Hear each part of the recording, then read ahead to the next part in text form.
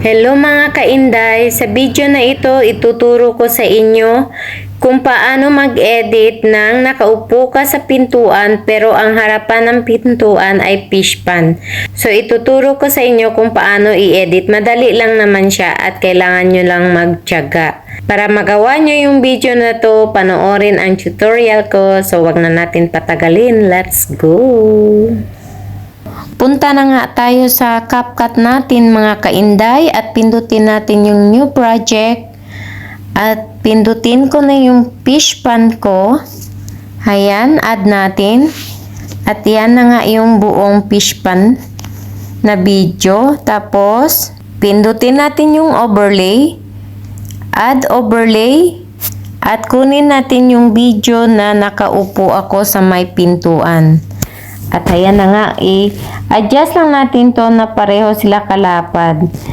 At ngayon, kasi malaki yung space ng video ko na nakaupo sa taas, i-push ko lang siya pataas, ganun, para masyadong pangit na ano yung space sa taas, no? So, pagkatapos, pero kung hindi naman malapad yung space sa taas ng video nyo, okay lang siya. Basta i-adjust nyo lang kung paano siya maganda tingnan. Kasi itong video ko kasi malaki ang space sa taas kaya inakyat ko yung video ko. So, ngayon, punta na tayo sa mask. Ayan mga kainday at pindutin natin yung horizontal. Ayan at ibaba natin dito sa may paa ko.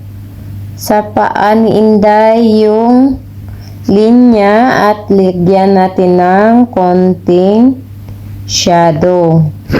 Pindutin lang natin itong may arrow. And then, press natin ng OK. So, ngayon, titingnan natin ang kabuuan ng video. Ayan. Parang nakaapak lang ako sa may tubig, diba? Nanonood ng mga isda ko habang nakaupo. Pagkatapos, pagdating dito sa dulo, ayan, kasi hindi sila pareho, nawawala yung isang dulo ng video. Ang gagawin natin yung unang video, i-press natin tapos split, i-press natin yung dulo at i-delete. And then, yung overlay din na video sa baba, i-split din natin and then i-delete din natin yung dulo. Tapos, press din natin yung dulo sa unang video and then delete para walang logo ng CapCut lumabas. So, ang gagawin natin ngayon, i-play natin yung video kung pareho ba sila ng dulo meron. Ayan, meron nga, pareho nga sila, magkapareho nga ang dulo nila. Kasi minsan kasi pag mali yung pag-split, minsan yung dulo ng video nyo, wala yung isa. Kaya minsan black siya. Kaya dapat tingnan nyo muna ng maigi, i-play nyo muna ulit bago nyo i-export. So now, export na natin. At salamat sa mga nanonood. Sana naintindihan nyo ang simpleng tutorial ko. Madali lang naman siya at saka tiyaga lang talaga. Salamat. At ito na nga, export na natin. Ayan.